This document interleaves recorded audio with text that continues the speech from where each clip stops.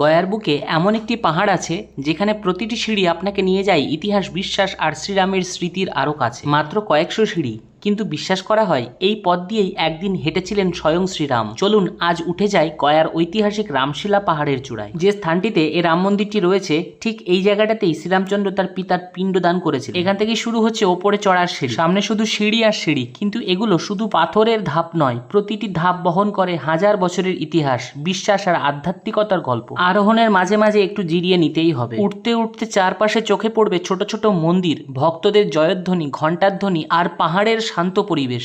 এই পথে হাঁটতে হাঁটতেই মনে হবে যেন সময় কয়েক শতাব্দী পেছনে ফিরে গেছে। কথিত আছে বনবাস শেষে শ্রীরাম গয়ায় এসে পিতা দশরথের উদ্দেশ্যে পিণ্ডদান করেছিলেন। সেই স্মৃতির সঙ্গেই জড়িয়ে রয়েছে এই রামশিলা পাহাড়ের মাহাত্ম্য। যতই উপরে উঠবেন আরও খুলে যাবে গয়া শহরের মনোমুগ্ধকর দৃশ্য। ক্লান্তি থাকলেও সেই দৃশ্য মুহূর্তেই সব ভুলিয়ে দেবে। এখানকার পরিবেশে এক অদ্ভুত শান্তি রয়েছে।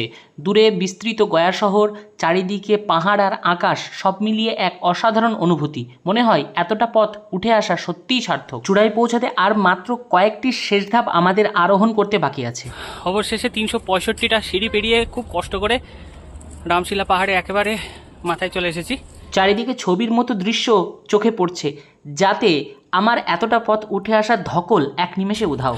চারিদিকে অনেকগুলোই পাহাড় দেখা যাচ্ছে। উপরে রয়েছে রামসীতার মন্দির এবং সামনে রয়েছে একটা হনুমান মন্দির। এখান থেকে ভিউটা খুব সুন্দর আসছে। গয়ায় এলে রামশিলা পাহাড় অবশ্যই ঘুরে দেখবেন, কারণ এখানে শুধু একটি পাহাড় নয়, রয়েছে ইতিহাস, ভক্তি, ঐতিহ্য আর অনন্য এক অভিজ্ঞতা।